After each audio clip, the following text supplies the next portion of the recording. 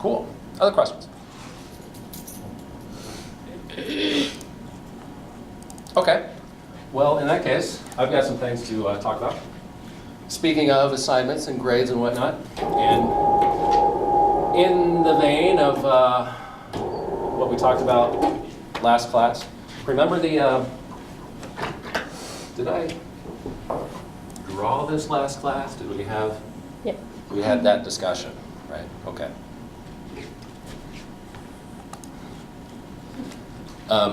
All right, well, so here's the thing. The first assignment was due yesterday at 5 p.m. And there were 4 kinds of submissions that I got. Because A, B, C, D/F. Hey, that's 4 kinds of people. Interestingly enough. So I got 4 kinds of submissions. Make this line a little bit more deliberate. So first, I started getting some emails on Tuesday. You know, the first class was Tuesday. I did not say anything, like I did not signpost, I did not say, oh, by the way, do you have an assignment due? I did that on purpose. What I did do is make a big deal about, this is the daily schedule, this is where you can go to stay organized, this is where all you need to do is look at the box and boom, boom, boom, boom. It's right there, top of the box, bold red. So I was interested in seeing how people, it was an experiment. Speaking of IRB, all teaching is an experiment if it's done consciously. That's a little bit better. I'm not an artist, if you haven't noticed. So I got 4 kinds of submissions. First, I started, again, getting submissions on Tuesday. Like, you know, starting Tuesday about 2 o'clock, I think the first one was. Probably someone got back after, like, their classes ended on Tuesday and just banged it out. And going up until, like, about 10 o'clock on Tuesday. I did not get any of those, like, you know, 1 a.m. Tuesday night / Wednesday morning, because the folks who work ahead like that, the reason why they do that is so that they don't have to be dealing with emails at 1 or 2 or 3 or 4 or 5 a.m., right? So that was interesting. There's a cutoff. It's like, oh, 10 o'clock. Now it's time to relax, because I'm the kind of person who works like that. So anyway, so I got about 10 of those. You know, there were about 40 people in my 3365 sections. I got about 10, maybe 9, but it was a quarter. That's interesting, right? Huh. Now, of those 9 or so, there were, because I had a lot of time to look very carefully at them, because I got them early, and there weren't many to deal with at that point. So I looked at them carefully. Of those 9 or so, there were 4 people who had very, very clearly already looked ahead, had done these things. Like they were probably the folks that sent it like at 6 o'clock or 7 o'clock that Tuesday. They opened up the PDF, they looked at they skimmed these 10 pages, they looked ahead at the professional email slideshow that they knew we were going to talk about the next class, but they probably spent 15 minutes with that. I mean, just you can skip through those 10 pages in 5 minutes. You can look through this email in 10 minutes. They just 15 minutes, looked ahead, got some tips, and used them in their email. It was so clear that they did.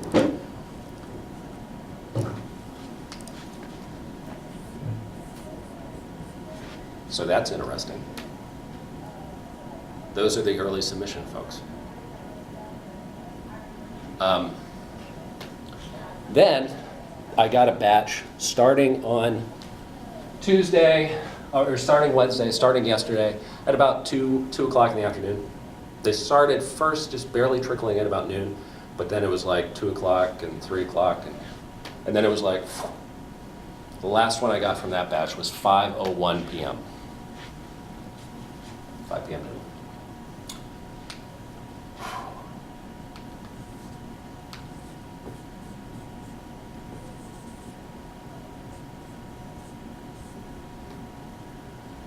So that's interesting. Right. You got it in by the deadline. You hopefully followed the literal directions. You probably didn't have time to look ahead and actually practice stuff to use it as effectively as you could have. So you're not going to get as great feedback. So that therefore it's not going to be as good practice for you for the actual big project, the committee progress email report. But you were told to do something, you literally did it, you got it in by the deadline. That's most people in a workplace.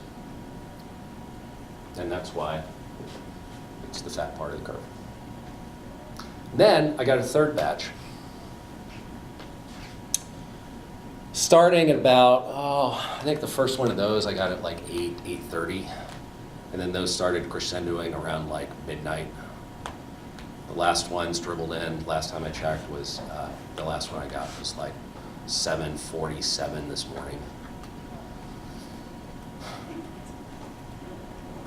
And of all those, and by the way, that was like 10. So it's like 10, 20, 10. Like I can see the future.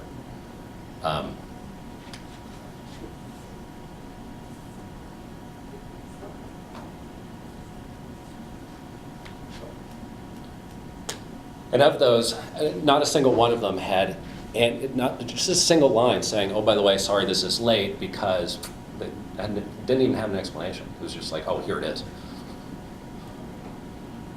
And so here's my advice for those folks. Whatever this misunderstanding was, whatever the reason was, guess what? It's going to happen again. My advice for you is to think very carefully about, is this the section for you? Because as I was hopefully clear on Tuesday, I don't teach English classes. I don't. They're in an English building. They have ENGL in front of them. I don't teach English classes. What gets you this is not your writing ability. It's not. It's not your intelligence. There are plenty of super successful people in this world that will tell you, like you just ask them, hey, are you smart? They'll say, no, I'm not. They'll say, I'm not smart. I just know how to do stuff. Like literally how to go about doing stuff so that it turns out successful. Right? And that's the reason why my classes, since they're focused on professional development, why my classes reward people who do things, like work on things ahead of time, like look ahead, like get stuff in early. Those are the things that you do that get you up here. If you can't get it together to do those things, the first week of the semester, what are the chances that you'll be able to keep it together and magically start doing those things, halfway through the semester? I mean, I'm not saying you're doomed. I'm saying that this is only basically a 14-week experience. That's not a lot of time to turn around how you do things innately. You probably need more practice than that. This can be a good signposting. This can be a good, oh, okay, I got to start working towards that. And, a year, 2 years, you can, But it's like, okay, my goal is to be like marathon person. Well, okay, and that's good. And even if you start working towards that, which is great, you're not going to be able to train for a marathon in 14 weeks, probably.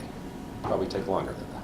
But keep it in mind and keep going for it. But if the goal of this course is to be able to run the marathon by the end, to be up here, you're probably not going to make it. You might get from here to here, but you're probably not going to get from here to here. It rarely, if ever, happens. So, and then there was the fourth group, the 9 or 10 that I still haven't heard from yet. The folks who are sitting here now and they're like, oh shit, there was something due. Oh.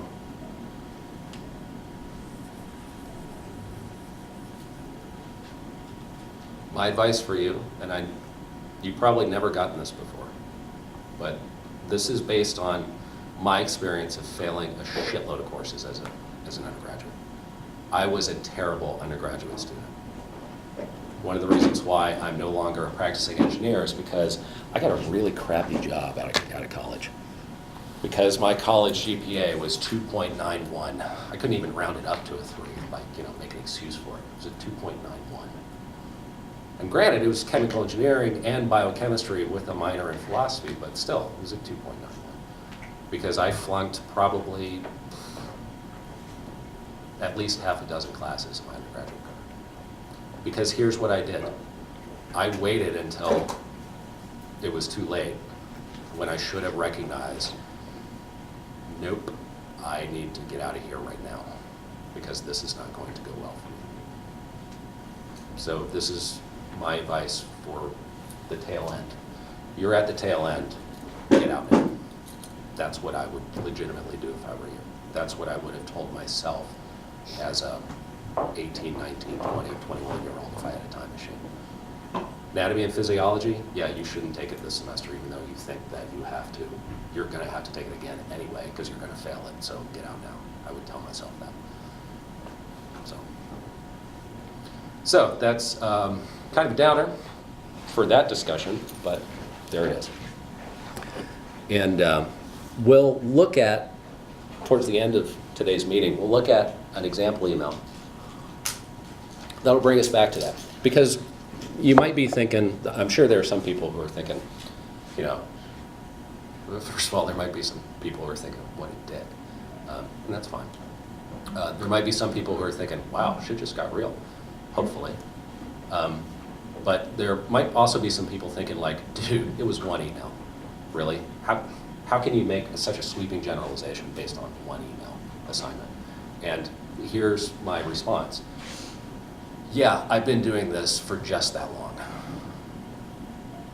And that's really all it takes. That's all the information you need, really, to make with 90% certainty a decision about here's the likely outcome for that individual.